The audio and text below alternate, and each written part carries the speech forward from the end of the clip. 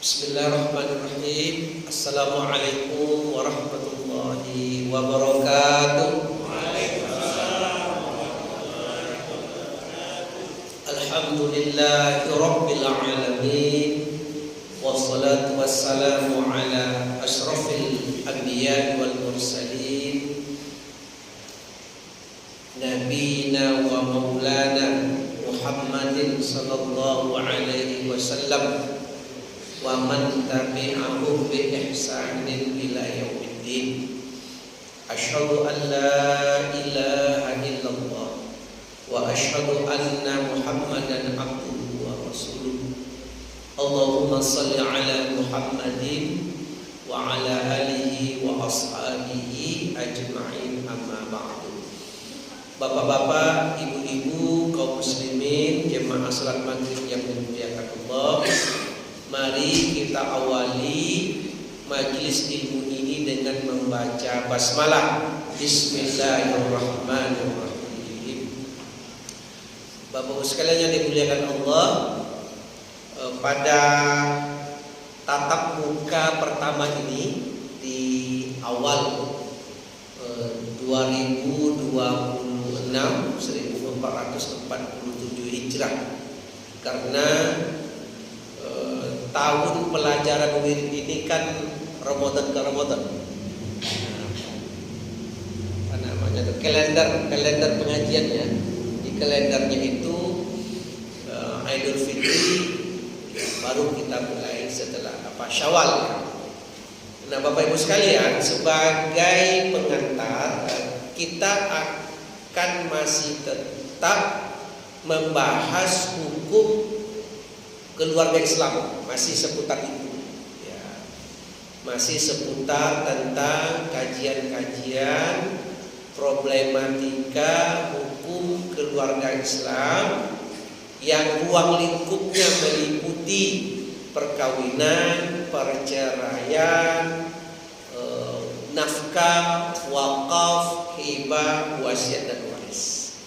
Dan semua itu terkait dengan studi tentang keluarga Islam. Nah, untuk tatap muka pertama ini, bapak-bapak, ibu-ibu, kami ingin menyampaikan satu teori. Sebenarnya ini ada di dalam ilmu tentang metodologi penelitian, tetapi berdasarkan pengalaman saya menyelesaikan problem-problem rumah tangga sangat erat kaitannya. Apa yang saya maksud begini, Bapak Ibu sekalian, saya buatkan contoh, karena biasanya dengan contoh itu lebih dekat kepada paham. Saya Herman Gani, saya kan adalah tenaga pengajar di kampus, disebut dosen lah. Home base saya ini di Pasca Sarjana. Suatu hari saya dapat WA dari mahasiswa. Ya, mahasiswa Pak, bukan mahasiswi. Macam pula nanti. Kenapa saya bilang mahasiswa? Karena istri saya ikut. Kalau tidak ikut tentu mahasiswa, saya bilangnya. Cuma mencari masalah malam nih. Pak, saya ingin ketemu Bapak, minta tanda tangan. Kata mahasiswa tadi. Nah, mahasiswa ini Pak, kalau WA ke kita itu mesti dijawab dan dijanjikan. Saya janjikan, saya tidak ke kampus hari ini, datanglah ke rumah jam 5 sore. Nah, itu penting Pak. Walaupun dijanjikan di kelok 9 datang dia. Yang penting dijanjikan. Datanglah ke rumah saya nanti jam 5. Jangan lebih dari jam 6, karena nanti kalau lewat jam 6 saya udah ke masjid. Jam 5:15 datanglah ke rumah Pak. Datang ke rumah ya. Kebetulan karena ini musim hujan, saya jam 5 itu ambil topi, ambil baju kaos lengan panjang, saya ambil celana jeans yang gak robek-robek, saya pakai sepatu bot, saya ambil parang, saya membersihkan got samping rumah, takut banjir. Ya, saya bersih-bersih. Tentu tidak mungkin saya pakai baju kemeja, pakai macam ini saya bekerja. Orang gila kata orang. Bekerjalah saya di situ. Pas jam 5.20 datanglah mahasiswa tadi. Assalamualaikum Pak. Waalaikumsalam. Oh iya, kamu tadi yang minta tanda tangan? Iya Pak. Saya pun keluar dari parit tadi, saya cuci tangan, kemudian saya periksalah apa namanya itu tesisnya.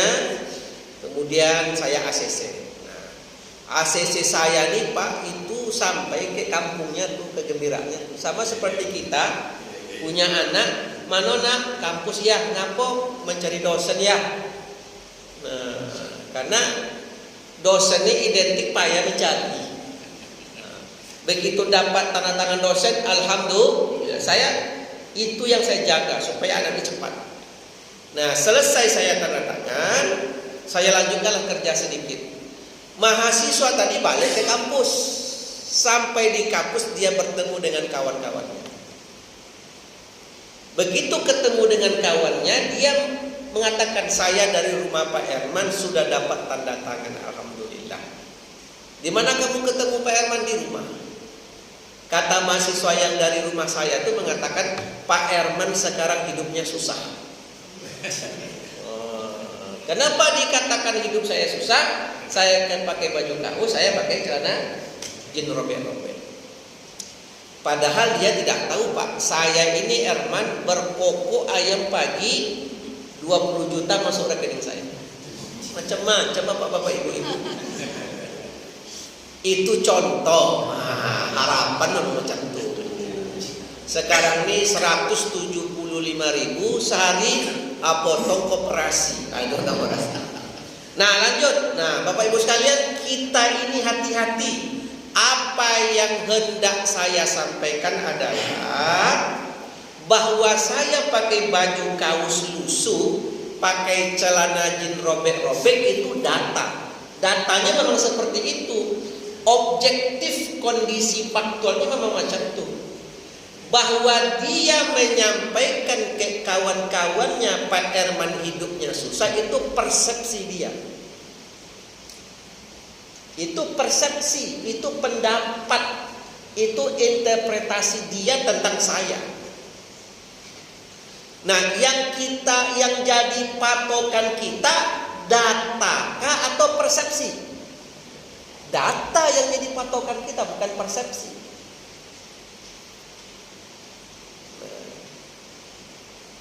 Paham bapak-bapak ibu-ibu nih?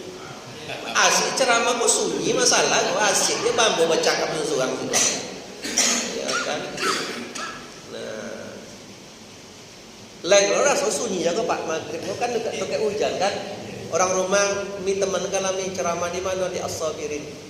Ayolah katanya. Karena kalau menyinter sendiri panam sih kok Pak panjang, jangan dengan apa adanya Pak. Hari hujan kan. Tadi nak macet karena mungkin sepeda motor tidak banyak. Nah, bapak-bapak ibu-ibu, tolong bedakan mana yang data, mana yang persepsi. Pertanyaan saya ke bapak ibu, yang ada di masyarakat kita ini, di jemaah ini, bahkan di keluarga kita, antara kita sama keluarga, itu data atau persepsi yang banyak? Persepsi ini yang banyak. Atau bahaya. Persepsi itu dia subjektif, akan berubah-ubah tergantung kondisi orang yang memberikan penilaian. Kalau elok orang kok mantaplah perkara. Pak Herman itu memang orangnya merakyat, sederhana, mau dia turun got bekerja, itu kan persepsi. Tapi kalau orang itu persepsinya negatif, memanglah ya upah orang 100.000 kan selesai. Itu memang awak sado nampak. Apa nama kalau jaring awak menjalo, apa nama tuh? Tanggung rapet pohon apa? Kan macam-macam Pak. Tanggung rapet pohon. Nah bapak-bapak ibu-ibu, persepsi inilah yang banyak merusak kita dalam rumah tangga. Persepsi inilah yang banyak merusak kita dalam masyarakat. Bapak Ibu, saya 4 hari setelah Idul Fitri dapat telepon. Ya. Idul Fitri.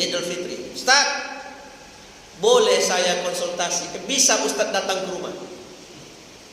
Kata saya, ini hari raya ini Pak, kata saya. Apa masalahnya? Rupanya ya, dia ini ya, jadi ini kalau tokoh Pak, tokoh masyarakat Riau, kalau saya sebut namanya Bapak tahu, tapi itu rahasia perusahaan, tak boleh disebut. Jadi persepsi yang salah antara anak dan orang tua. Apa cerita Pak? Bisa pakai telepon. Nah, jadi saya Ustadz, meninggallah istri saya beberapa tahun yang lalu. Anak saya 2. Dan Ustadz, saya sekarang dengan anak berperkara ke pengadilan. Saya sebagai ayah penggugat dan anak sebagai tergugat. Sudah 3 kali sidang. Dan anak ketika di pengadilan berkamu-kamu ke saya, apa juga maksud kamu lagi? Memang luar biasa. Saya pegang tangan bapak. Ya, saya pegang tangannya. Ini kan hati yang sudah terpecah-pecah ibarat kaca, menyusunnya payah balik. Dan pecahnya bukan pecah besar-besar Pak. Kalau pecah ompek bisa lah wak gabung, kok pecahnya sudah kecil-kecil. Hati yang sudah, kalau bahasa orang Malaysia berkecai, apa bahasa berkecai. Apa masalahnya Pak? Jadi aset dia ada sekitar 30 miliar, kemudian aset itu dikop oleh anak, dan dia juga cerita dulu, Ustaz, kalau awak punya tanah kok Ustaz, 10 hektar tuh kan tak bisa di duit tanah tuh 10 hektar langsung satu nama, terpaksa dipecah-pecah menjadi, kau paham apa nampak 2 hektar terpaksa dipecah 2 hektar. Babek lah hati nama anak Ustaz, 2 hektar dengan alasan nanti itu untuk numpang nama. Tapi begitu sekarang Ustaz dikuasai seluruh tanah itu, kemudian mobil BPKB saya segala dikuasai, rumah yang saya tempati sekarang dikuasai. Kenapa ceritanya? Kapan istri bapak meninggal 2 tahun yang lalu? Kenapa anak begitu betul ke bapak? Rupanya bapak ini beristri lagi. Inilah yang jadi masalah. Mana istri bapak tuh ada Ustaz, coba suruh masuk. Memang cantik pula istri bapak ini. Baru tahu saya sebabnya apa. Ini bukan persoalan benci dengan orang tua, ini bukan persoalan aset, ini persoalan persepsi anak tentang ibu baru. Nanti papa menikah dengan dia, papa sudah berumur, dengan harta papa yang ada, papa buat rumah cantik buat istri papa nanti, kemudian dikuasai oleh dia. Nanti papa nak dapat apa-apa, meninggal kami juga nak dapat apa-apa, kata si anak kepada orang tua. Sebenarnya kalau orang tua masih hidup dan aset itu milik dia, terserah orang tua lah. Kalau dia punya istri kemudian dibuatkan rumah, itu kewajiban suami untuk menafkahi istri. Nanti mati papa, istri muda papa yang menguasai. Siapa yang menjamin suami lebih dulu wafat dari istri? Tahu-tahu istri lebih dulu. Persepsi anak tentang ibu sapu. Kan begitu ceritanya. Pak, saya kalau kasus bapak sudah masuk ke pengadilan saya tidak bisa bantu. Tapi kalau ada bapak, ada anak-anak, ada istri bapak, kita ketemu, ayo kita sama-sama ketemu. Biar saja diwasi untuk meluruskan persepsi ini. Bapak-bapak sekalian, inilah yang menjadi poin kita malam hari ini. Rumah tangga suami istri itu bisa salah persepsi. Hati-hati dengan persepsi. Termasuk kita suami istri yang sudah puluhan tahun hidup berumah tangga, persepsi ini bisa juga main ya Pak. Persepsi ini juga main. Contoh, seorang suami minta kepada istrinya, "Dek, bikinkan abang kopi." Buat abang kopi. Sudah 2 menit belum juga datang kopi. Nanti keluar bahasa kedua. Kira-kira apa lagi bahasa keduanya? Bukan minta buatkan kopi, "Dek, mana kopinya?" Betul tak? Berubah tuh kan? Jadi, "Dek, buatkan abang kopi." Si suami asik juga bekerja, tidak tiba. "Dek, mana kopinya?" Tidak juga datang. Yang ketiga apa bahasanya lagi?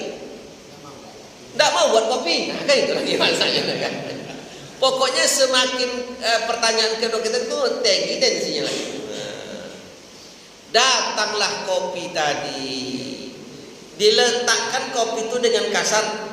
"Nih kopi abang." Langsung dia masuk kamar tidur. Bahwa kopi itu diminta 3 kali itu data. Bahwa dia meletakkan agak keras itu data. Suami kemudian berpersepsi, memanglah ya, kalau lah tanggal 22 bulan memang macam kopi kok ini. Itu kan persepsi. Betul tanggal 22 gini Pak. 21 ya, 21 besok 22. Kalau lah 2 bulan memang macam kopi kok nampak. Atau kebetulan abang lo baru pensiun sebulan. Memang kelawak lah pensiun, memang gitu cara orang kayak gitu. Padahal kita sudah berkeluarga 40 tahun jadi suami istri ini Pak. Sudah 40 tahun. Seharusnya chemistry-nya sudah masuk. Ditambah pula lagi Iko istri 2 hari sebelumnya minta izin reuni dengan kawan-kawannya, tidak diizinkan pula. Iko lah pengaruh kopi tadi. Padahal oleh istri tidak sedikit pun bicara reuni, tidak sedikit pun bicara bulan tua, tidak sedikit pun bicara tentang suami udah pensiun. Kebetulan dia sedang haid, perutnya lagi sakit, moodnya lagi buruk. Betul tak Pak?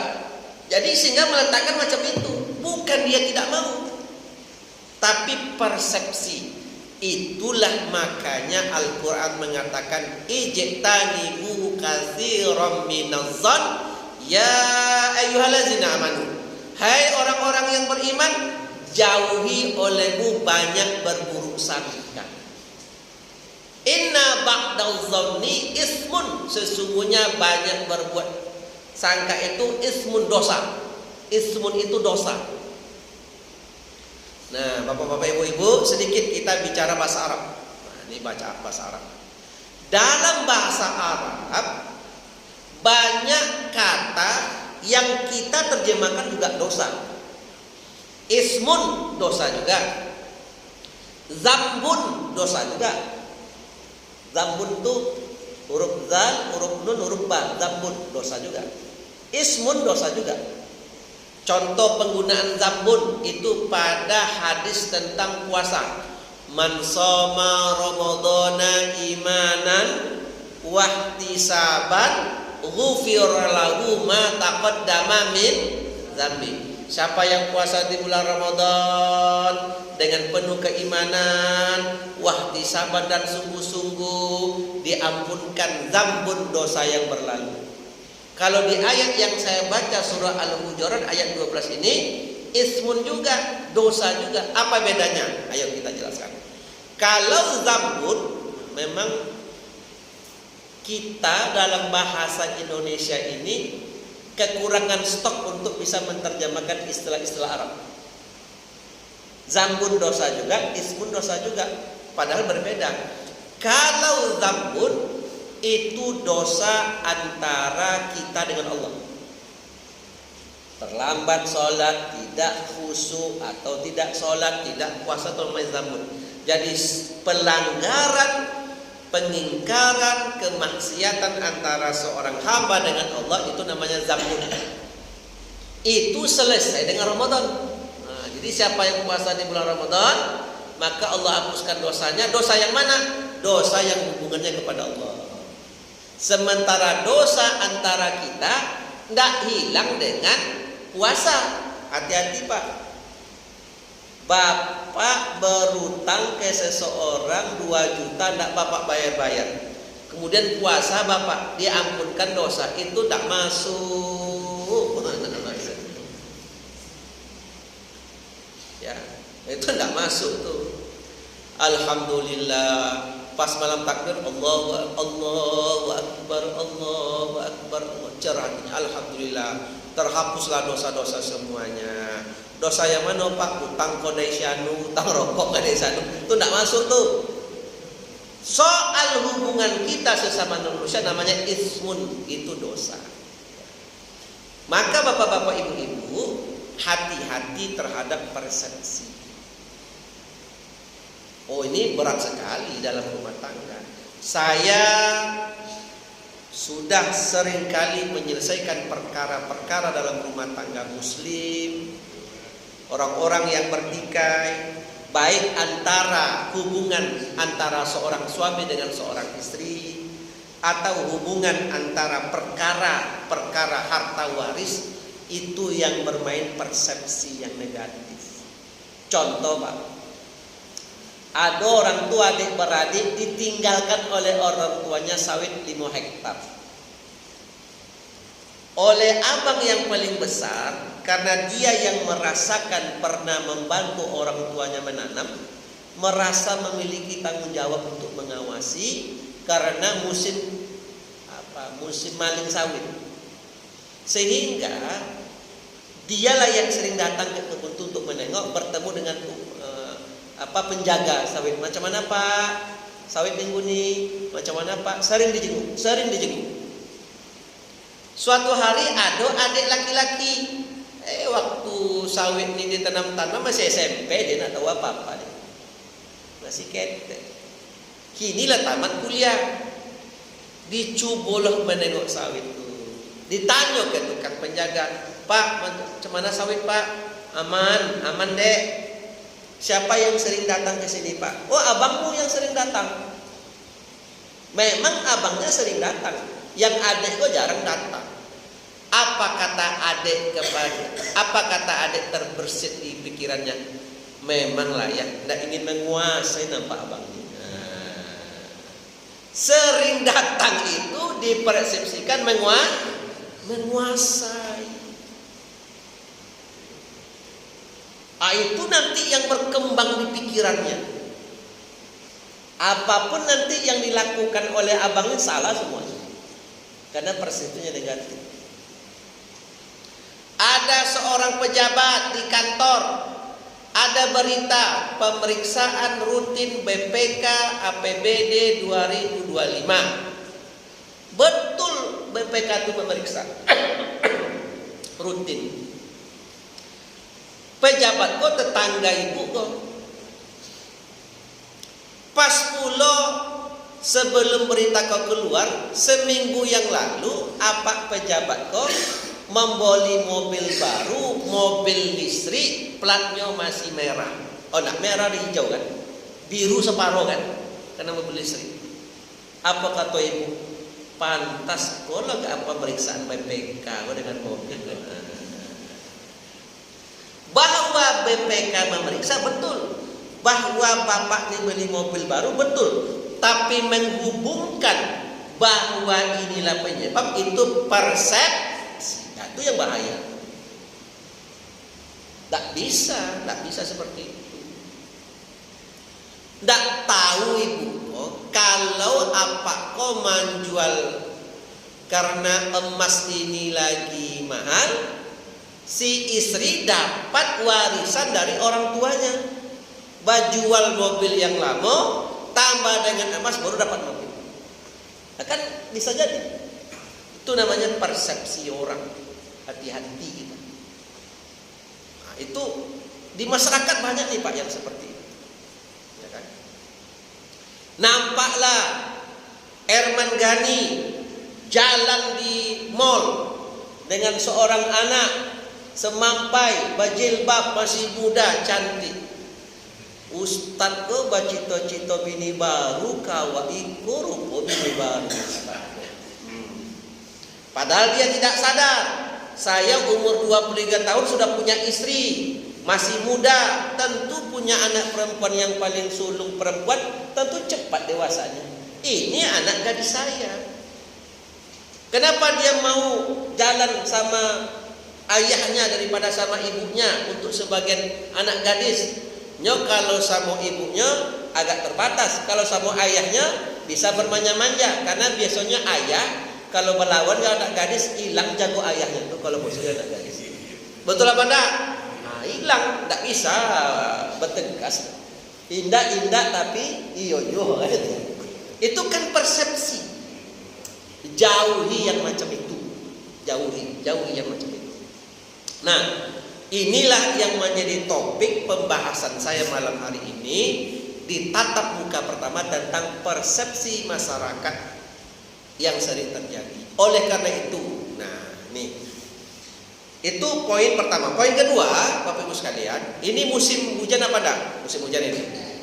Ibu, poin kedua yang ingin kami sampaikan. Jadi malam ini tidak ada tanya jawab, ceramah aja lah dulu. Dengar aja lah apa yang disampaikan. Kalau dengar enggak terserah Bapak Ibu. Pokoknya saya ceramah. Nanti bunyi alarm Isya berhenti kita. Poin kedua yang ingin saya sampaikan, ini juga pelajaran bagi saya Herman, bagi Bapak, bagi Ibu. Ibu, biasanya kalau kita punya rumah, awak punya rumah, itu air kotor pembuangan belakang rumah itu air apa namanya itu? Air palimbang. Kalau kami uang Bangkinang namanya air palimban, apa namanya Pak? Palimban kan? Atau palimbahan? Atau air limbah rumah tangga. Nah, kalau itu kan wajah-wajah kampung aja semua. Palimbahan apa ada waktu air palimban. Nah, oke. Bapak Ibu, air palimban belakang rumah ini itu kalau sebesar di pipanya itu aman.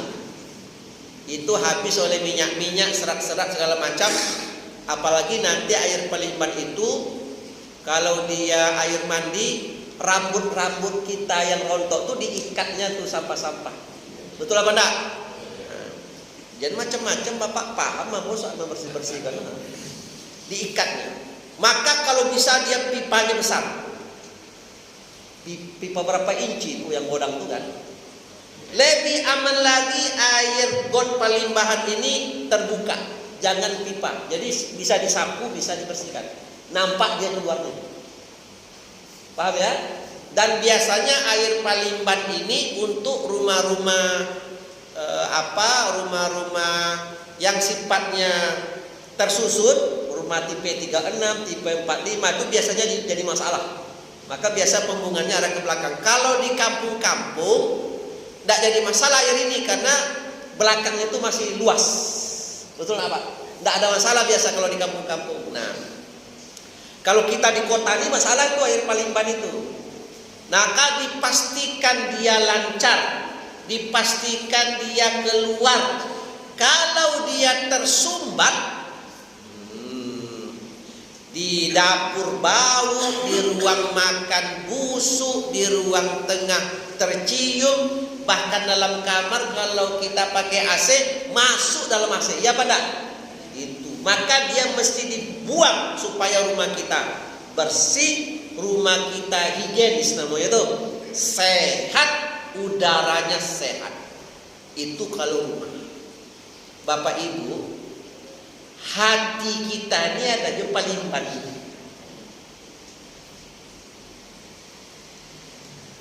Hati ini ada pelimbannya. Ada sesuatu yang busuk di hati ini. Apa itu? Pendendam, hasad, iri, dengki, suka menyimpan dalam hati.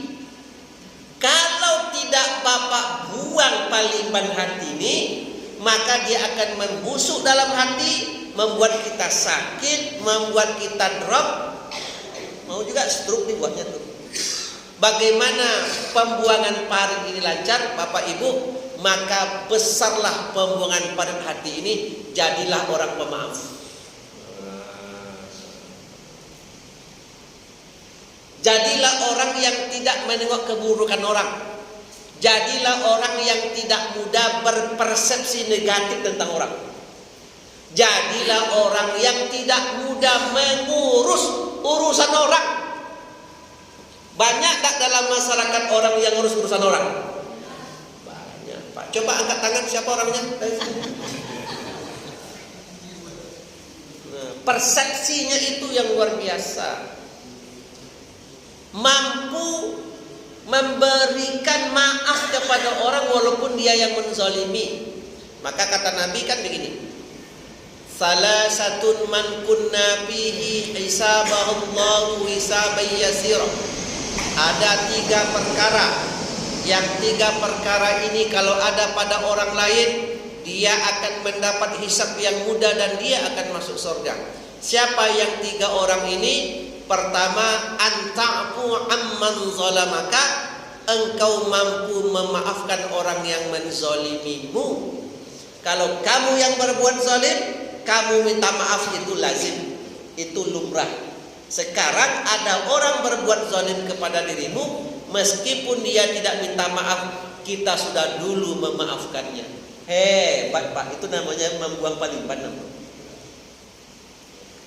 Lesan Pak, itu menceramahkan mudah, Pak, mempraktekkan payah. Payah tuh macam-macam tuh. Di hadis normatif sangat ideal itu tuh, memprakteknya payah. Apa makna ta'fu? Engkau maafkan orang yang pernah bersalah kepadamu. Kalau awak yang bersalah, minta maaf, itu lazim dan lumrah. Sekarang yang luar biasa adalah orang yang bersalah kepadamu, orang itu tidak minta maaf, tapi kamu sudah duluan memaafkannya. Apa yang disebut dengan memaafkan? Pertama, kamu lupakan kesalahannya. Yang kedua, tidak kamu sebut-sebut dengan orang kesalahan dia. Itu baru disebut memaafkan. Jangan Pak lawak, itu lambung maafkannya tuh, lawak maafkan. Tapi pas jumpa suatu hari, kok anakku dulu ya, itu nggak salah lagi. Nah, ibu kalau ada istri ibu, kalau ada suami ibu yang salah, kemudian ibu maafkan. Apa makna memaafkan suami? Tak usah diulang-ulang lagi. Ada pula istri, lah 10 tahun yang lalu kejadian, lah 10 kali Idul Fitri bermaaf-maafan, bau ulang-ulang kembali. Itu dulu Bapak. Tidak, itu namanya tidak memaafkan namanya. Memaafkan menghapus. Yang kedua, tasil man qata'aka, menghubungkan silaturahim terhadap orang yang pernah memutuskan denganmu. Nah, jadi yang memutuskan bukan kita Pak, tapi dia, tapi kita yang nyambung. Contoh dalam rumah tangga, saya ada menemukan kejadian dalam rumah tangga muslim. Jadi begini Pak, kita di Pekanbaru ini enak kita nih Pak, rumah sakit dekat, perguruan tinggi dekat, pondok-pondok pesantren hebat-hebat dekat, pusat-pusat perbelanjaan dekat, duit aja yang ada, itu aja masalahnya. Ya kan? Semuanya kita nih hebat, kita Pekanbaru nih. Betul apa enggak? Ini pusat kota kita hebat. Kita mau ke Malaysia, ke Kuala Lumpur, dekat ke luar negeri, ya kan, dekat kita ini. Sehingga ada orang tinggal di Pekanbaru, sudah punya rumah di Pekanbaru, bekerja di Pekanbaru, punya keluarga di kampung. Tidak usah kita sebut, pokoknya sudut-sudut Riau inilah. Dia punya adik laki-laki di kampung. Jadi si abang ini, yang laki-laki ini, bapak nih, punya adik di kampung. Tamat SD mau SMP. Kata si abang ini di kampung ketika Idul Fitri, ya biarlah adik ini saya bawa ke Pekanbaru. SMP Pak. Dan istri abangnya nih, bang saya setuju bang, bawalah adik ini tinggal bersama kita di Pekanbaru, adik Maksud adik ipar dia itu, biarlah bang tinggal bersama kita, serumah dengan kita, nanti kita yang menyekolahkannya, supaya berkuranglah beban ayahnya nanti. Itu aja lah bang. Adik setuju bang, mantap istrinya. Adakah istri seperti itu? Memang ditengok-tengok siapa lah istri hamba, apa yang hebat kok. Rupanya ibu-ibu jemaah taslim as-sabirin rupanya. Rupanya majelis taklim as-sabirin. Ada yang macam tu pak? Apa ada benda? Ibu lainnya bi ada. Akhirnya tinggallah adik ini bersama dia di Pekanbaru. SMP sama dia, SMA IT sama dia. IT pak, tak main-main pak. IT tu SPP-nya lebih mahal tuh. Kuliah sama dia, sampai tamat sama dia, dicarikan pekerjaan sama dia. Hebat. Sampai beristri, kata si istri abangnya, bang biarlah adik ini beroleh aja tempat awak, tak usah di kampung bang, payah kita. Sampai beroleh di situ, menikahlah adiknya. Alhamdulillah. Begitu menikah, tentu keluar dan punya rumah sewa. Dan hebatnya adiknya ini P3K. Ini memang abang yang sempurna nih. Langsung membimbing adik ini dari SMP, SMA, kuliah, babini sampai P3K. Hebat. Tiba-tiba suatu hari ini abang menasihati adik.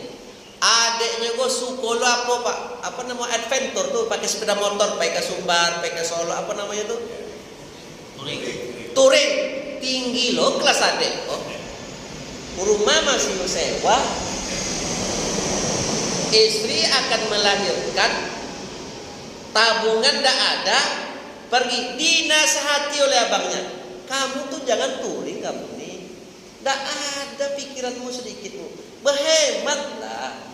Orang touring tuh orang yang berlebih duitnya baru touring orang. Ini duit dapurmu kamu bawa touring.